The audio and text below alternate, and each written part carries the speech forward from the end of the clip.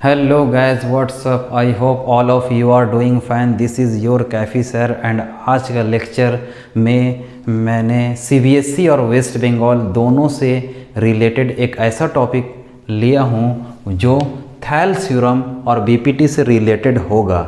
इसमें हम लोग थैल्स थ्योरम और बीपीटी पढ़ने वाले हैं और ये बहुत ही इम्पॉर्टेंट टॉपिक है। इससे क्वेश्चन आते रहता है, दोनों बोर्ड के लिए इम्पॉर्टेंट है ये। तो शुरू करते हैं आज के वीडियो। इस वीडियो में थैल्स थ्योरम और बीपीटी क्या होता है वो पढ़ने वाले हैं।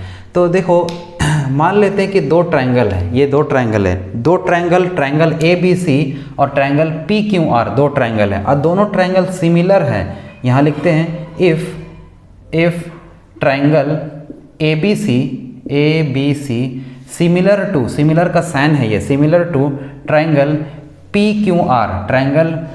Q R. तो इसको लिखने का तरीका है, अगर पी क्यू आर का ये सिमिलर है तो इसमें क्या होगा कि इसमें ये वाला एंगल और ये वाला एंगल कॉरेस्पॉन्डिंग एंगल कहलाएगा। ये एंगल इसका कॉरेस्पॉन्डिंग कहलाने वाला है, ये एंगल इसका कॉरेस्पॉन्डिंग कहलाने वाला है। तो एंगल का नाम देते हैं, इसको मान लेते हैं एंगल 1, तो ये भी एंगल 1 होगा, ये एंगल 2, ये भी एंगल 2 होगा, ये एंगल 3, तो ये भी एंगल 3 होगा। कहने का मतलब ये है कि अगर थैल्स थ्योरम के बारे में या बीपीटी के बारे में बात करें तो उस केस में दोनों ट्रायंगल अगर सिमिलर है, if two triangle A B C and triangle P Q R similar, तो हम लोग क्या लिख सकते हैं इससे? देखो क्या लिख सकते हैं इससे, हम लोग निकाल सकते हैं, एक नंबर पॉइंट ये निकाल सकते हैं कि the corresponding angle are equal. पहला पॉइंट होगा द कॉरेस्पॉन्डिंग एंगल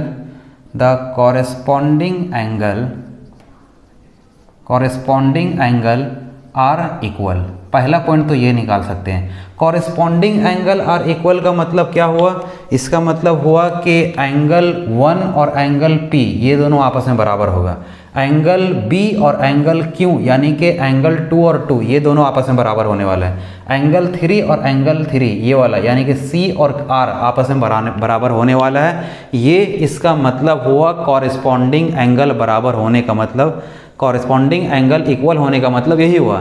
इससे हम लोग चाहे तो एक कंक्लूजन भी लिख के रख सकते हैं इससे, वो ये कि एंगल ए बराबर होगा एंगल P का, ठीक है, विच इज़ 1, ठीक है। एंगल B बराबर होगा एंगल Q का, विच इज़ 2। एंगल C बराबर होगा एंगल R का, विच इज़ 3। तो यहाँ पे 3 कंक्लूजन निकाल कर रख दिए, एक का 3 कंक्लूजन निकाल कर रख लिए। उसके बाद 2 नंबर आते हैं। 2 नंबर क्या बातचीत निकल कर आता है? जब भी बोले कि ट्रायंगल ए बी सी और triangle P Q R similar, तो हम लोग क्या लिख सकते हैं? पहला तो लिख सकते हैं कॉरेस्पॉन्डिंग एंगल आर इक्वल। दूसरा क्या लिख सकते हैं? तो दूसरा हम लोग लिख सकते हैं यहाँ पे कि the sides of the triangle are proportional. Sides are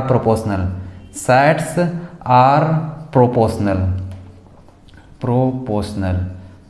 इसका मतलब क्या होता है ये बताते हैं। इसका मतलब होता है कि हम लोग देखेंगे कि यहाँ साइड्स और प्रोपोर्शनल में बहुत अच्छा बात यह है कि हम लोग को यहाँ पर देखना पड़ता है, क्या देखना पड़ता है कि अगर यहाँ से ए बी उठाएं, साथ ही साथ एंगल को भी देखो, एंगल 1 और एंगल 2 उठाएं और ए बी उठाएं, तो एंगल 1 और एंगल 2 ही उठाना पड़ेगा और पी क्यू उठाना पड़ेगा और उसको डिवाइड करना पड़ेगा। यानी कि हम लिख कर दिखाते हैं। सबसे पहले इस ट्रायंगल से अपने मर्जी से कोई भी एक साइड ले लो, तो यहाँ पर ए बी ले लेते हैं, ए बी ले लिए, और बाई में इस साइड का एक साइड लेना है। कौन सा साइड लेना है? अगर तुम ए बी लिए हो तो ए में 1 और बी में 2, 1 एंगल 2 एंगल, तो 1 एंगल 2 एंगल यहाँ पे, तो पी क्यों लेना पड़ेगा, यहाँ पर पी क्यों लेना पड़ेगा, इक्वल टू। उसके बाद देखो, अगर हम उसके बाद बी सी ले रहे हैं तो ले लो बी सी, ठीक है, इसमें कोई हर्ज नहीं है। लेकिन इसमें क्या लेंगे? इसमें कंडीशन हो गया, जहाँ पर 2 3 होगा वहाँ पर ही वाला लेंगे साइड, जहाँ पे 2 3 होगा वहाँ पर वाला साइड ही लेना पड़ेगा, यानी कि क्यू आर लेना पड़ेगा, यहाँ पर क्यू आर लेना पड़ेगा।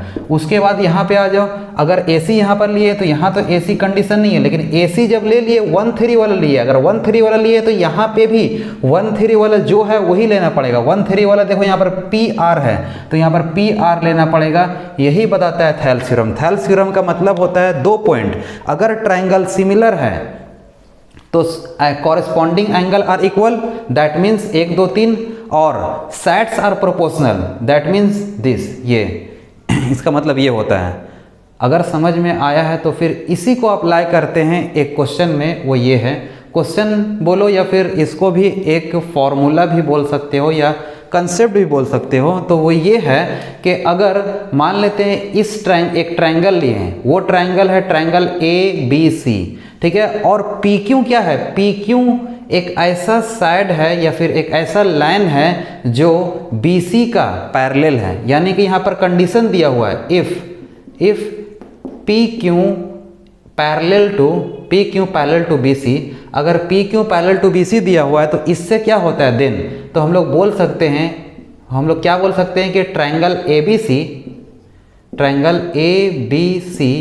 Similar, triangle ABC similar to triangle PAPQ, triangle APQ। दो ट्रायंगल यहाँ पर बन रहा है, एक बड़ा वाला ट्रायंगल ये ट्रायंगल ABC और दूसरा ट्रायंगल APQ, ये दोनों आपस में सिमिलर होगा। कब सिमिलर होगा, जब हम लोग बोलेंगे PQ पैरेलल है BC का तब। और इस कंडीशन में हम लोग तीन फार्मूला को यूज़ कर सकते हैं। जब भी ये कंडीशन दे देगा तो तीन फार्मूला को यूज़ कर सकते हैं। असल में ये जो तीन फार्मूला लिखने वाले हैं ना, वो सेट्स आर प्रोपोर्शनल से निकला है। तो डायरेक्टली ये तीन फार्मूला याद करके रख सकते हैं हम लोग। वो तीन फार्मूला क्या होगा वो दिखाते हैं।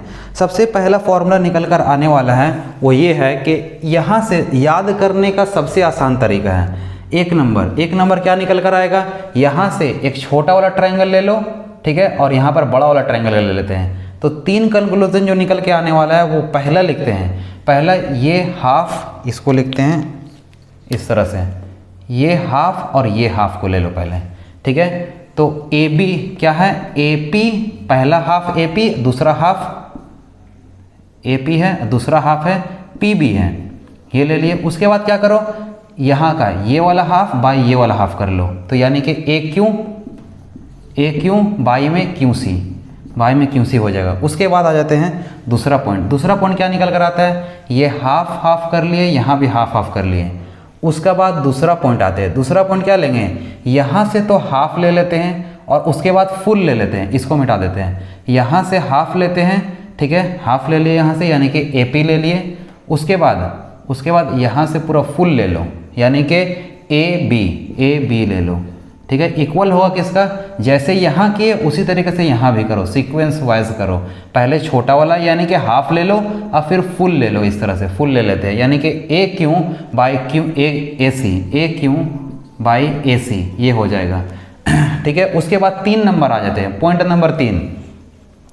नंबर 3 में क्या होगा, अभी हम लोग जो देखे half by half equal to half by half, 2 number देखे half by full equal to half by full, ठीक है। 3 नंबर क्या देखेंगे, 3 नंबर देखेंगे कि हाफ बाई फुल तो देखेंगे, लेकिन इसमें क्या करेंगे, लोअर हाफ ले लेंगे, लोअर हाफ बाई फुल, और यहाँ भी लोअर हाफ बाई फुल कर दो। तो यहाँ पर क्या हो जाएगा, P से PB बाई AB ये हो जाएगा, इक्वल टू यहाँ से QC बाई में AC, ये 3 कंक्लूजन निकल कर आएगा। तो अब मैं ये पूरा को एक बार रिवाइज करते हैं और उसके बाद ये वाला 2 क्वेश्चन को हम लोग सॉल्व करने वाले हैं। जल्दी से देख लेते हैं। थेल्स थ्योरम यानी कि BPT में क्या बताता है कि अगर 2 ट्रायंगल ABC और ट्रायंगल PQR सिमिलर है, ट्रायंगल ABC और ट्रायंगल PQR सिमिलर है, तो हम लोग क्या लिख सकते हैं, पहला केस उसका एंगल द कॉरेस्पॉन्डिंग एंगल, यहाँ एंगल छूट गया है, the corresponding angle are equal, जो कॉरेस्पॉन्डिंग एंगल जो होगा ना वो इक्वल होने वाला है, यानी कि एंगल A एंगल P का इक्वल होगा, ठीक है, जिसको हम लोग 1 नाम दिए। एंगल B एंगल Q का इक्वल होगा, जिसको हम लोग 2 नाम दिए। एंगल C एंगल R का इक्वल होगा, जिसको हम लोग 3 नाम दिए हैं। दूसरा बात क्या निकल कर आता है, सेट्स आर प्रोपोर्शनल बोलने का मतलब क्या होता है, इसका मतलब होता है कि यहाँ से अगर AB उठाए हो 1 2 वाला, तो यहाँ से PQ उठाओ 1 2 वाला, इस तरह से AB बाई PQ। उसके बाद आ जाओ यहाँ पर BC यहाँ से उठाए तो QR यहाँ से उठाओ, BC बाई QR, उसके बाद AC बाई PR उठाएंगे। एंगल को देखते हुए, कॉरेस्पॉन्डिंग एंगल को देखते हुए सेट्स को उठाना है और सेट्स आर प्रोपोर्शनल बोल देना है। इस बीपीटी को यूज़ करते हैं यहाँ पर। ये बीपीटी यहाँ पर कैसे यूज़ होगा, यहाँ पर तब यूज़ होगा जब क्वेश्चन में इंडिकेट कर दे कि पी क्यू पैरेलल है बीसी का, पी क्यू पैरेलल है बीसी का। अगर इंडिकेट करता है तो हम लोग क्या लिख सकते हैं, जैसे ही बोले कि पी क्यू पैरेलल है बीसी का तो automatically triangle A B C, ये बड़ा वाला ट्रायंगल, और ट्रायंगल ए पी क्यू यानी छोटा वाला ट्रायंगल, ये दोनों सिमिलर हो जाता है। अगर ये सिमिलर हो जाता है तो 3 फॉर्मूला यूज़ कर सकते हैं इससे रिलेटेड, 3 फॉर्मूला यानी कि 3 रिजल्ट निकाल सकते हैं इससे। असल में ये तीनों रिजल्ट ये बीपीटी से आया है, ये बीपीटी का जो प्रोपोर्शनल वाला केस है उससे आया है ये तीनों। तो डायरेक्टली याद कर लो, उतना सोचना नहीं है, डायरेक्टली याद कर लेना। याद करने का सबसे आसान तरीका बताते हैं, इसको याद कैसे करेंगे। बहुत ही आसान तरीका है, बहुत ही आसान ट्रिक है। वो ये है कि सबसे पहले क्या करो, इस तरह से याद करो इसको, ये वाला हाफ बाई हाफ वहाँ किए और half by half, half by half equal to half by half. उसके बाद 2 नंबर कैसे याद करेंगे, ये पहले क्या किए, पहले देखो अपर हाफ लिए, upper half by full, upper half by full यहाँ पर कर दिए। यहाँ पर आ जाओ lower half by full, lower half by full, बस यहाँ पर कर दिए। और इस तरह से हम लोग रिजल्ट को याद कर लिए।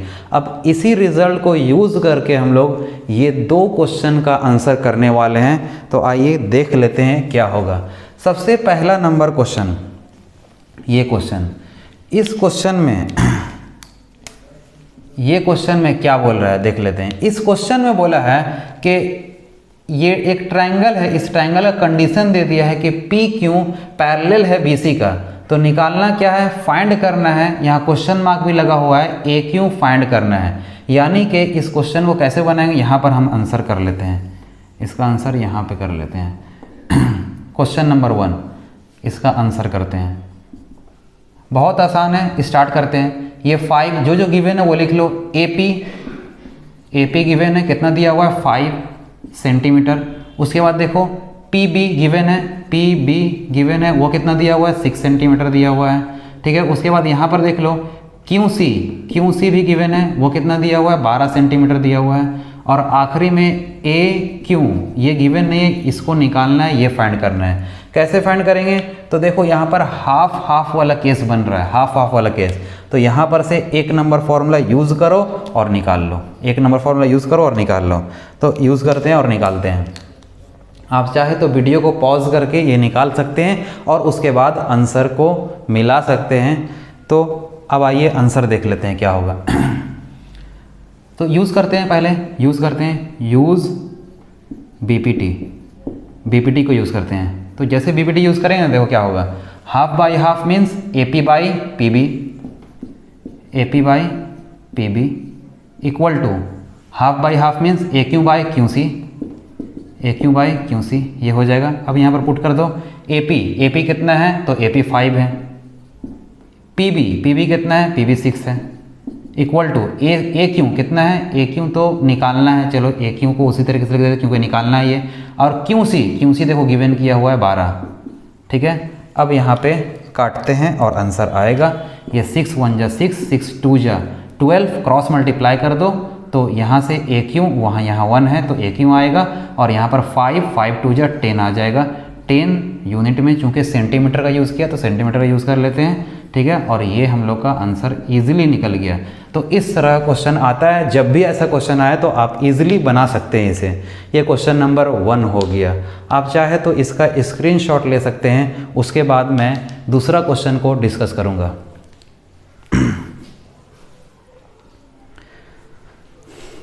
अब आइए क्वेश्चन नंबर 2 का आंसर देख लेते हैं। तो इसको मिटाते हैं मैं।